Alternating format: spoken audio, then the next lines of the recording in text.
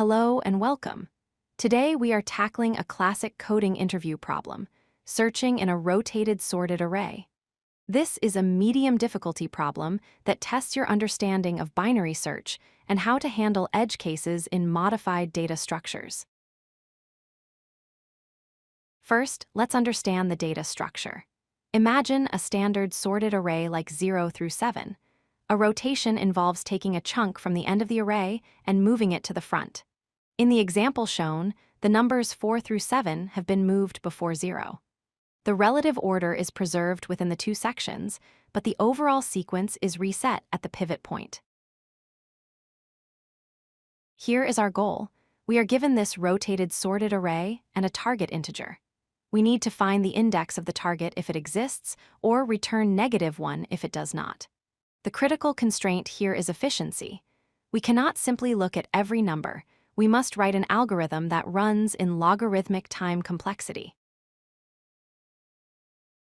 You might ask, why not just scan the array from left to right? That would be a linear search, which takes big O of n time. While correct, it is too slow for large datasets and violates the problem constraints. We need binary search, which is big O of log n. However, standard binary search only works on fully sorted arrays, so we need to modify it. The secret to solving this problem is a single key insight.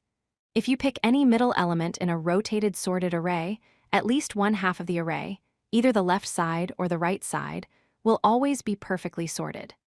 By checking if the start value is less than or equal to the middle value, we can determine which side is the sorted one. Here is the strategy. First, calculate the middle index. Then, determine which half is sorted.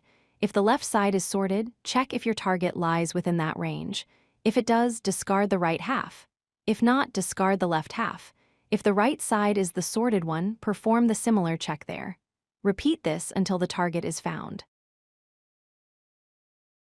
Let's trace this with an example where we look for the number 0. Our middle element is 7. We compare the start value, 4, with 7. Since 4 is less than 7, the left side is sorted. Does our target 0 lie between 4 and 7? No, it does not. So we eliminate the entire left side and move our search to the right. Now we focus on the right side. Our new range is 0, 1, 2. The new middle is 1. We check if the left side, starting at 0, is sorted up to the middle. Yes, 0 is less than 1. Does our target 0 fall in this range? Yes, it does.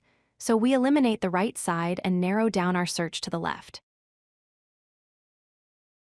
Here is the implementation in JavaScript. We initialize left and right pointers.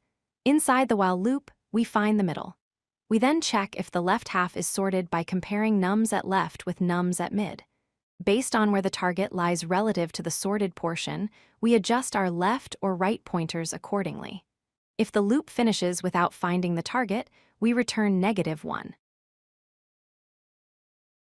Let's analyze the performance.